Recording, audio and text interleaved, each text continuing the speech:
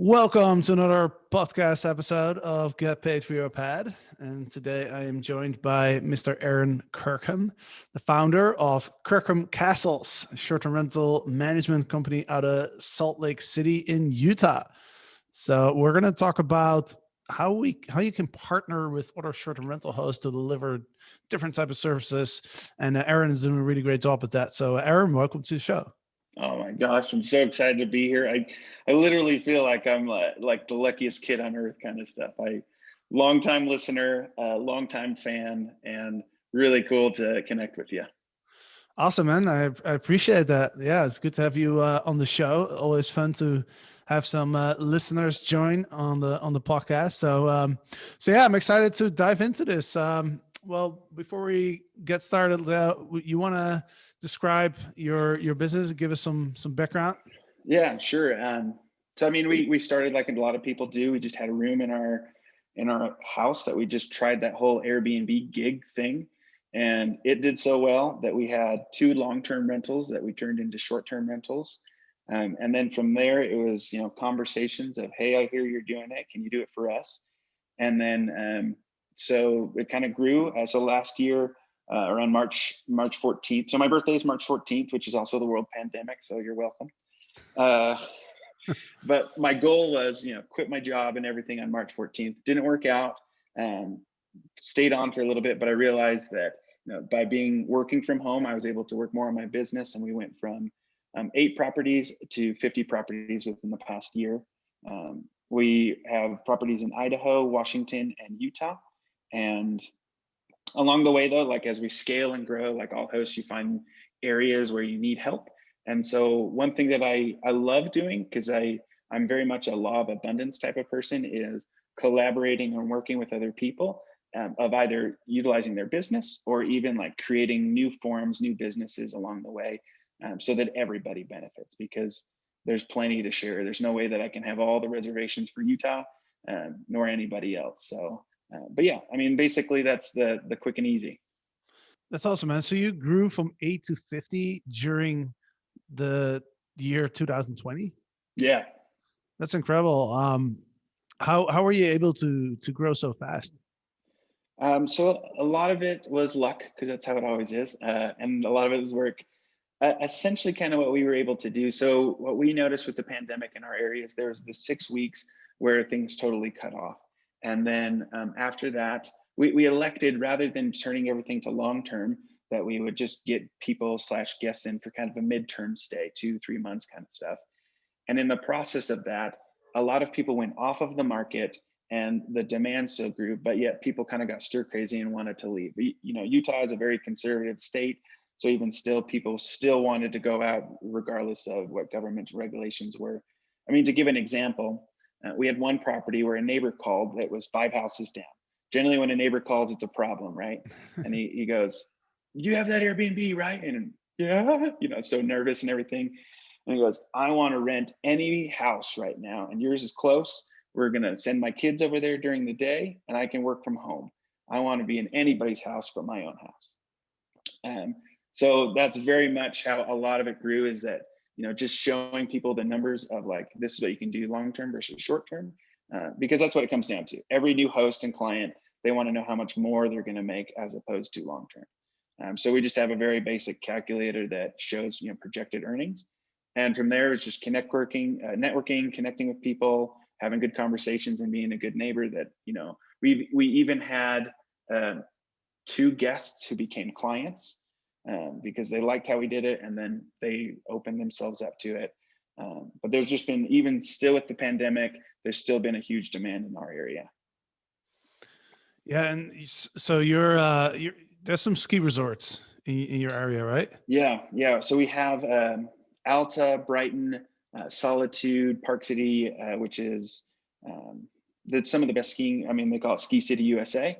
And so we have 6-7 resorts. There's some of the best snow on earth, in our opinion. Everybody will argue on that, but we have a lot. So ski season is really popular here. It's really our high season. But this year, you and I were talking earlier, like we're starting to see a huge uptick in summertime bookings, which is great, just because I think it's that pent up, like you said, that tidal wave of pent up, bookings that are coming. Right. So I imagine in the summer, a lot of people just want to get out and be in nature, right? Yeah, totally. But I mean, a lot of what we have here in Utah, a lot of our units are close to convention centers. Utah is kind of also a commercial hub, and so there's a lot of very big businesses who are based in Utah. doTERRA, Young Living, a lot of multi-level marketing companies are based here, so they have their conferences, Qualtrics, and then there's also down in just a little bit south of Salt Lake City is what's called Silicon Slopes. There's a lot of big tech companies that are down there and growing. So there's, even in the summertime, there's a big rush that we have, which is conventions / meetups at things, which we'll see how it goes this year. But like I said, Utah's a very conservative state, so people still want to do that stuff, even though there's the, advisories and all that kind of stuff. Got it. Well, I love skiing, so I gotta come down and check out those slopes sometime in Park City. That sounds pretty awesome. Sweet, man. So things are looking good. You went from 8 to 50, which is really incredible growth in such a short time, and looks like you're in a really good position to take advantage of that pent up demand. As you said, we were talking a little bit before we started recording, and I see in our groups, I just see a ton of bookings coming in the last couple of weeks. So it really seems like that pent up demand is really starting to hit the market. And I think 2021 could actually be a really good year for a lot of people in our industry. So that's something to be really excited about. So one thing I want to touch on is how you connect with other short-term rental operators to work together, not seeing them as competitor, but really thinking like, hey, how can we create a win-win situation? So can you touch a bit on that? Yeah, I'm very much an open, and I like to talk to people and connect with people type of person. And so towards that, right when we kind of got in it and realized like there was more that could be done than just doing our own and yet managing for other people, I connected with a friend and we hosted a barbecue, and we just put a blurb out in the universe kind of thing and said, hey, if anybody does Airbnb, come to our place and let's talk Airbnb and have some dogs and hamburgers. And there was about 20 people who showed up, and it was kind of the start of, it was like one of those things, is the first, just like Airbnb, we did something and realized there's something to this. Like, people want to connect, and there's no real very easy platform for hosts to do that. So what we did is we started a Facebook group essentially, and just made it a very public, open forum where people could connect and find and relate. And at the same time, like, we also wanted to be open. And so like, if people needed contracts, we would share a contract with them. And if people needed a cleaner, you'd say, here's my cleaner's number, realizing like that person could take advantage and like steal the cleaner kind of thing. But if they do, then things, they'll get what they deserve eventually, like things will come back to them. But everybody's been really cool with it. So our group has grown to that specific group, which is a Utah-based group, has grown to 1,200 members. And then we've also done some for our other states that we have that have closer to about 500 or so. But it's been a really cool way, one, to connect with people, to get help, but like on top of that, also to like network and find ways that we can collaborate, like you were saying. So we also manage a mastermind group that is just focused on our area. It's operators like myself that we manage collectively about 250 properties. And we just meet up every month and just talk about things and see if there's areas. And it's also a way of gauging, like, just like these booking conversations, like, hey, I'm seeing a ton of bookings. Are you seeing a ton of bookings? Am I doing something right? Or I'm not seeing, what are you guys doing? Or this is a hole in my process. What do you guys do? And it's been really cool because everybody's open about it. Granted, there's a few conversations and things that we limit it because we all have our secret sauce. But at the end of the day, we're all kind of doing the same thing. And so we've done that. And then at the same rate, like one of these meetings, for example, maintenance is a hard problem for a lot of us. And especially as we all grow, and kind of like what you guys are preaching as well, of that hectic host, that you're to that point that you want to hire someone, but you can't hire someone full time. Yet a handyman is like $60, $70 an hour, which is kind of a crazy price, in some places. So what we said is like, well, okay, if we all need this, how many hours can you per week do you need? Oh, I need 10. And what about you? I need 10. And so collectively, we were all able to, hire someone. We didn't hire them directly. We found someone who was interested in filling that niche. We helped them facilitate and start their own company, to which we're all their main clients. And now his business is growing to other clients as well besides ours. So really, we were helping someone create something for themselves so that they could help us, but at the same rate, we're helping other people, which kind of is the whole point of what this whole Airbnb spirit is, you're letting, total strangers in your house and leaving as friends. Yeah, I love that, man. I think that's awesome. And, one of our core values for our company is raising the tide. We really believe that, we can create win-win situations, and coming from a place of abundance, I think it's it's better for your mental health as well. So looking at people as opportunities to work together versus like as a danger in terms of competition and all of that. So yeah, I think that's awesome, man. And I think the more you give to the world, the more you receive back. Totally. So I love that mindset. Sweet. So what are some other things you're working on? Because you mentioned something about garbage cans that I thought was really Oh interesting. yeah. So it's as you can imagine, in the process of scaling, we've found tons of loopholes, tons of areas where it's really hard for us to find the perfect solution or that process. Being transparent, we don't have a perfect process yet on everything, and like today, I'm more of a hectic host than I am anything else, because I had to go buy a vacuum that someone forgot, and all of that kind of stuff, which is how it goes. It's just part of the nature of it, and as we get more team members, we can make that happen. But one thing that we noticed was a huge problem, not just for us, but for other people's garbage cans, which can be like the worst if someone shows up at a super clean place, yet they walk around the back and there's just overflowing garbage because someone forgot to take it to the curb / the cleaner came on the day before, so you don't want to put it out so it gets blown over. So we're in the process of, we're created a company called Rubbish Rollers, and it is a valet trash to curb service. Essentially, for $50 a month, you can pay someone to show up. They'll bring it to the curb. It gets dumped. They'll come back later that day and bring it back, and you don't have to ever take the trash out again, kind of thing, or ever miss trash day again. And it's been really cool, just because it's a huge problem solver for us and for the vacation rental industry. We thought, oh, this is perfect. We all need this.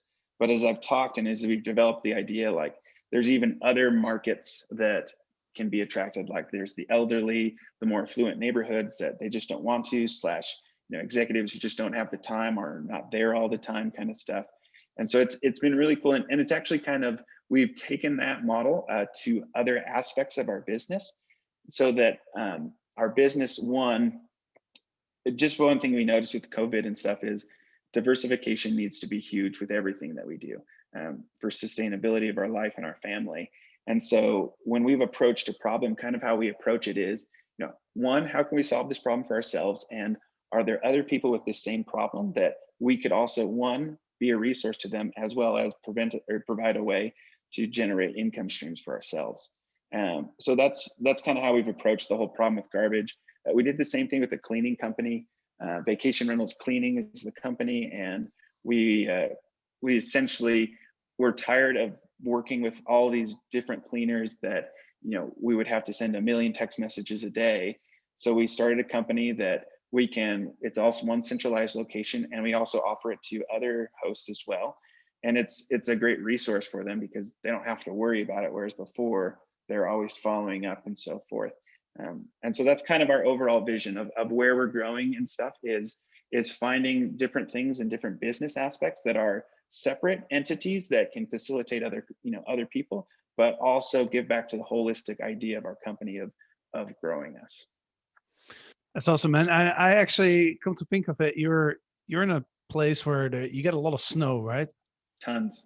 So I actually got a question from one of our students the other day, and she asked me, "Hey, how do I manage like the snow removal?"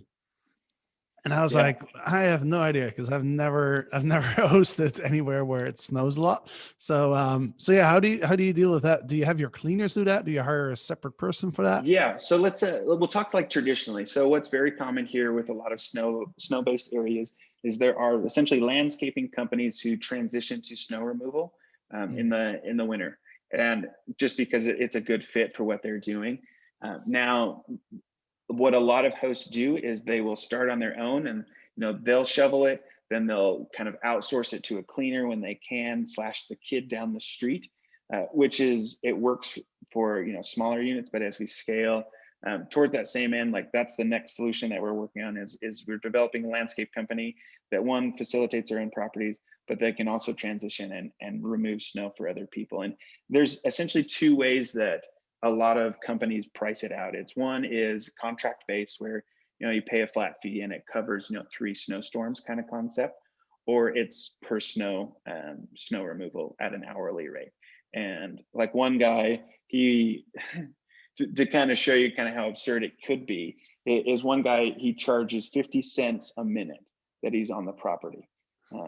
And essentially what he does, he has a bunch of dudes, him and himself, and they go around and they just bust out driveways and kind of do it that way.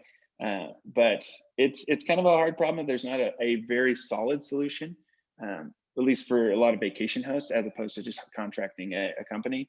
But it's a challenging question that I don't have an answer to just yet, as the snow season's ended. I mean, I've snuffled plenty of snow walks this winter, which is great. I'm glad that we get more powder and all that kind of stuff, but I'd love to find a solution so that I can go enjoy the powder too. Well, I like your approach of saying like any service that you need, you just find somebody and then you help that person start a company so that you can then hire that person. Yeah. And I was wondering like, do you take like an equity percentage in those companies? Sometimes, I mean, it depends on the involvement and the really the profitability of that company. Like, so for example, that maintenance company that we helped facilitate and start, that one, since it was kind of a collective with all of us, and we were all saying like we're all going to be your client. That one we didn't, just because we just wanted to facilitate him and get him off the ground. The cleaning company, that's one that we started on our own, so certainly we have an equity in that one. But as we find other individuals, like with the cleaning company, for example, one of our main cleaners, we've essentially brought her on, and she's become the operational manager that facilitates a lot of the pieces of that. And those are conversations that we've had. Right now it's a large profit share of what she gets, as opposed to full on equity. But yeah, it's in the conversation, and then as we build those service companies, there's definitely, we got to make it worth everybody's time, kind of thing. So another thing I want to talk about is, you went from 8 to 50 units, and as we all know, as you grow, like you get new challenges, right? The challenges that Yeah. you're facing at 8 are different than you're facing at 50. And it's interesting you mentioned the hectic host. That's kind of like a term that we coined. Basically, me and Eric, over the last couple of years, we worked with so many hosts, and when we started building our accelerator Legends X, we started thinking like, hey, we see a pattern here.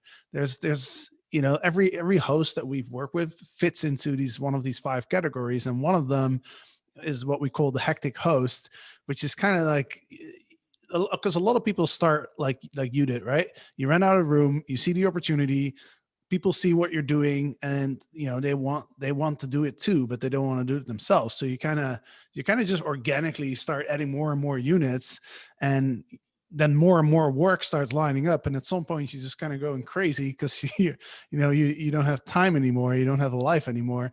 and Exactly. and that's, and we coined that position, the hectic host. And since we introduced that, like, so many hosts have reached out to us and said like, hey, I'm that hectic host. So it's like just funny to see that so many people can relate to that position.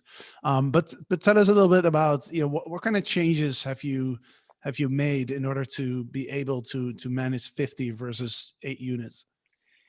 Yeah, no, I'm a disciple. I'm a believer in what you guys are preaching. Hallelujah. I'm all in. Hectic host it's very connectable. So I really like that way you guys coined it that way.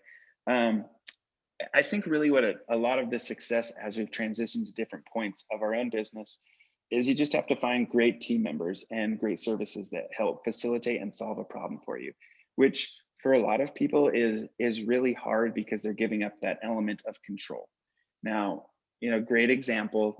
We have a number of our clients, they start and we rent their basement on behalf of them and stuff, because it's a good fit and they want to be the person that cleans it. And it works well until they get busy with life and stuff. And I think that what the hardest thing for a lot of them is that they're giving up the control, and they're saying, well, what if I get a 4-star now instead of the 5, all of my 5 stars? Oh, well, while 5 stars are important, like what happens if you get a 4-star? I mean, if you were cleaning it, he goes, well, then I guess I get a 4-star and my rating goes down a little bit. Yeah, you're still going to get bookings. Yeah, because you're still going to be a 4.9. Oh, okay. And I think as we've gone on those different things is compartmentalizing, like, okay, what control am I giving up? And what is the result of me giving up that control? Like, is it really that bad? And, really putting it into perspective. And so that's just an easy example.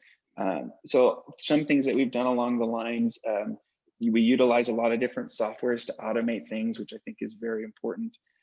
We have some virtual assistants that monitor different aspects of it.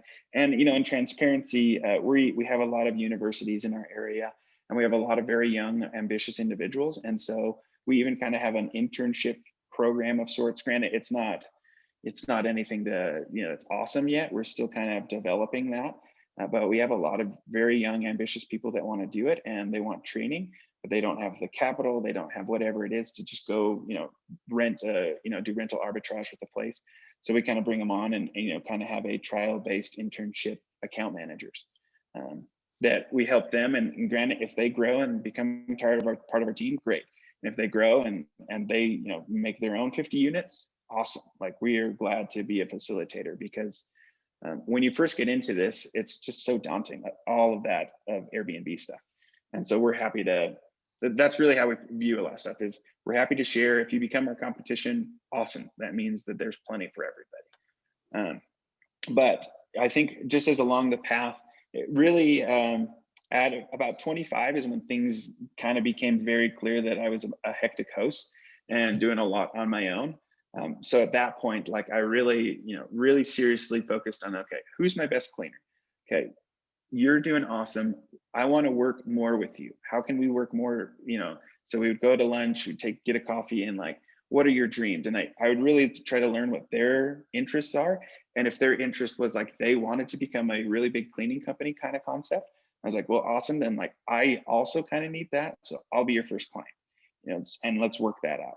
And some of those conversations I've had, it hasn't worked. Like, we went to lunch and they're like, oh, this is kind of where I want to do a lot of residential cleanings. I said, okay, awesome. These are a few people I could connect you with, but that's not what I'm interested in or can offer you. So go at it. Feel free to call me anytime you need help. I'm here to help, kind of stuff. But that's how we've been able to scale. And like I said, we found these problems all along the way. And as we found them, we've dived into, okay, there's got to be a solution better than what we're doing. And in some cases, it's creating a company. In some cases, it's a better software. In some cases, it's a specific team member that's not working out, or a cleaner that's not working out. So we have to find someone new. It's really how we try to do it is remove the emotion from it and really focus on what is the root cause, what's really causing us a problem, and then kind of evaluate it from there. Yeah, one point that you brought up is, I see it over and over in our student groups, is the fear of losing control and the fear of that something doesn't go perfectly, right? Yeah. That you have a guest who has an issue, problem, or like you said, like a 4-star review, and we see that a lot. That people are really afraid of that. So I always use the analogy of Apple.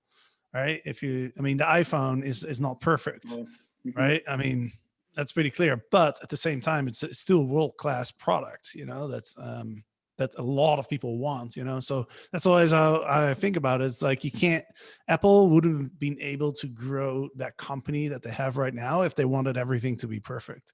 Right? It's just impossible to. So what I like what you said was like, hey, you got to weigh these things, right? It's like, okay, if I want everything to be perfect, then am I willing to sacrifice the fact that that's going to prevent me from growing from 10 or 15 to 50 units? Like, it's kind of like a choice you have to make. It's like, okay, if I want to grow, then I got to adopt the mentality of like done beats perfect, right? Mhm.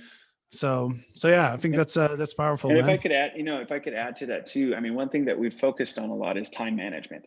Like I'll say it this way: when you first start out, anybody, as well as myself, of becoming an operator, you'll take anything that you can get. You'll take anybody's basement, anybody's room. We had one client that we wanted to grow, so we took them on, but we had to front a lot of the cost of furnishing, to which they said we'll pay back at this date, and they did and stuff. But it was just very clear that the time management and as far as the return, it just wasn't there. So very upfront and with appropriate communication, said it's been real, it's been fun, but it hasn't been real fun. Here's 3 other people who can be a resource for you, but we're gonna find something else for us, so that we could. And ironically enough, when we fired that client, we got one of our best properties called the next day and said, I need these things. And we literally were like, oh, our schedule's wide open, kind of concept. And it was a cool reward for realizing that, by sometimes giving up things that aren't working out, that it's better for you in the long run. And especially sometimes if you lose clients, like another, one of those same people that was kind of like a college intern, she was managing 10 different properties in 3 different locations. And she essentially was just doing the customer management side of it, of the messaging, and then, optimizing, trying to get people to book additional days. And I was like, yeah, as you're killing it. That's a lot of properties. She goes, yeah. I was like, so what do you kind of get paid? Oh, I get about 1%. I was like, you get 1% for all the effort you're putting in? She goes, yeah, but it adds up. They're really big properties. Like, yeah, but that's like free. And she's like, oh, I guess it is. And I am always attached to my phone. And I said, you might lose clients, but why don't you send a thing out that just says, hey, everybody, like, my time's worth it. So this is my new rate at 5% or 10% or whatever it was. She lost, 6 of her clients, but 4 maintained. And now she makes more than she did before, doing way less, because she realizes that you give up a little and you can get a lot too. Yeah, that's crazy. 1%. That's Right. insane. Yeah. Everybody, I don't have her number. She's not willing to do it anymore. I know everybody would want to contact her to have her do it, but yeah, no, it's just nuts. Yeah. Last thing I want to touch on, you mentioned you have properties in different states, right? Washington, Utah, And Idaho, yeah. Idaho. So my question is, do you have people on the ground in all of those places? And Yeah. my second follow-up question is, like, how did you find those people? Yeah, no. So like I said, building community is really important to me, of not just, around our place, but like also being a resource to other people. So every time that we got a new property in a new location, I would go out and literally just like go connect and network with people. So there we have this one that's in Utah. There's a lot of dinosaurs, and there's this one location. It's the National Dinosaur Monument. There's a small little town called Vernal, and I'm gonna plug it. I freaking love Vernal. It is the coolest little dumpy love town that everybody should go there. Anyways, if you need an Airbnb, I have. But we have this place there, 6-bedroom home. So it's one of the larger in the area, but it's very seasonal because summertime is when people go there, and not a lot of people. Like, there's no Airbnb, expert there. So I said, I'm gonna go there and I'm just gonna network with people. So I went there. As we're setting up the property, I would go to a different restaurant every night, and I'd say, oh, we're new. Are you the manager? And just talk with people. I met 3 Airbnb hosts doing it that way, that didn't know, and so then we connected that way. I met our cleaner at Walmart while I was shopping for stuff, and just, what are you doing here? Oh, I'm setting up an Airbnb. Oh, I'm a cleaner. Do you want to clean my place? And so it was just talking and being open with people. In some places where we needed a cleaner, I would go to hotels and I would walk the halls of hotels and just connect with cleaners and say, hey, when's your lunch break? Oh, it's at this time. Give me a call on your lunch break. I want you to clean my Airbnb. And we've found cleaners that way, but just as well as electronically, of joining local groups on Facebook and just saying, hey, I'm new to the area. We're here to help. If anybody has questions on Airbnb, feel free to reach out as a friend or professionally. Or, if this is what I'm looking for. So that's how we found a lot of our people. And kind of how I've done it is in those locations, we have kind of a primary person that is not necessarily boots on the ground. We don't necessarily pay them, like have a retainer, but we have really good relationships with them so that and it's oftentimes it's a kind of a cleaner hybrid manager in a lot of places. But we're transparent with them and say, these are the things we need. Do you know somebody? But then really what we try to do is we also then have 2 or 3 backup companies that we have relationships with. And we're transparent with all these people that say, hey, this week we have 2 cleanings. I'm going to give one to you and one to this other company so that everybody gets something. And they're all cool with it, even though they're air quote competitors. And then, sometimes people have said, I want to be your only person. I said, okay, like that's great, but I'm still going to call other people. I can't put all my eggs in one basket. And they said, oh, I get that. And we've worked it out.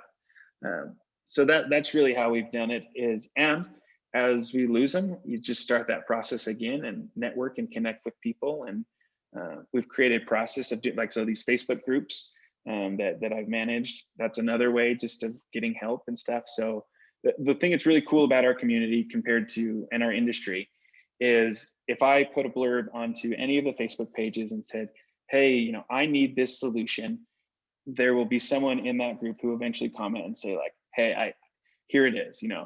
I might have to pay them for their time or consultation or whatever it is, but people are very open and willing to share, which is what I love. And towards that end, like same thing, if anybody has questions or concerns or needs help from me in any of those states or anything like that, like feel free to call, professionally or friendly. Like I realize we're all friends and we all got, I'm happy to help that way.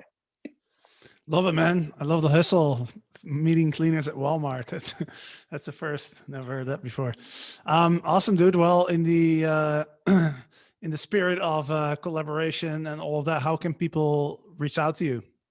Yeah. So you guys can you can email me, give me a call. Do you want me to put that? Like, is that okay to say it here or? Yeah.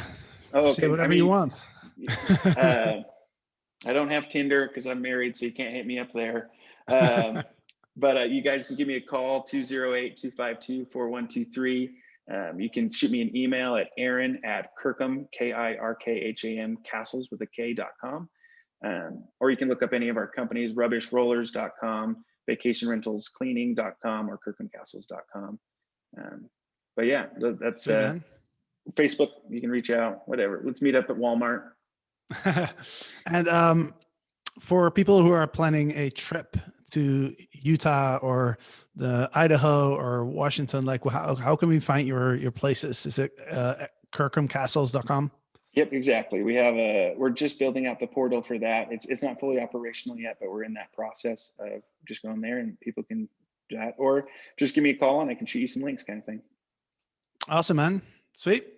Well, thanks for bringing the heat on the show today. This was really interesting. Definitely learned a few things. I'm sure the listeners learned a lot. So appreciate your time and appreciate what you're doing. Likewise. Thanks so much. All right. Thanks everybody. Right. Thanks for listening. And we'll have another episode next week.